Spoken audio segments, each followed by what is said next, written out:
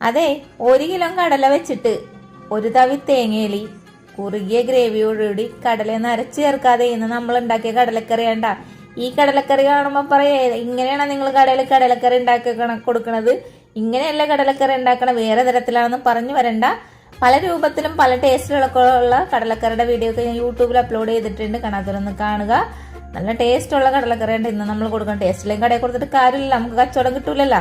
അപ്പൊ അതേ കുതിർത്തിയ കടലയിലേക്ക് 6 സവാളയും മഞ്ഞപ്പൊടി, ഉപ്പ്, പകുതി കഷ്ണം തക്കാളി, 2-3 പച്ചമുളക് കണ്ടമുണ്ടിട്ട് അരിഞ്ഞതും കൂടി ഇട്ടിട്ട് വേവിക്കാനായിട്ട് വെച്ചു കൊടുത്തിട്ടുണ്ട്.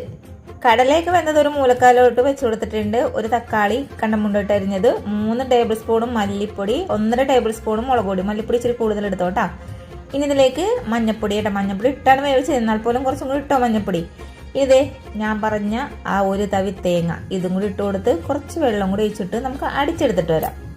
ഇനി ഉരുളി വെളിച്ച് കുറച്ച് വെളിച്ചെണ്ണ ഒഴിച്ചു കൊടുത്തിട്ടുണ്ട്.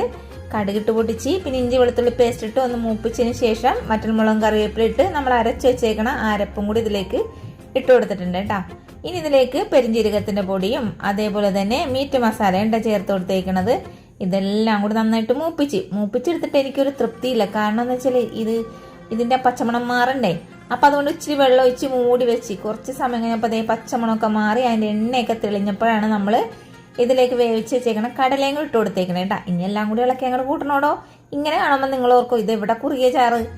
തിളച്ച് വന്നപ്പോഴേ നമ്മുടെ കടലക്കറിക്കൊക്കെ കുറുകിയ ചാറോടുകൂടി നമുക്ക് കിട്ടിയിട്ടുണ്ട് കേട്ടാ.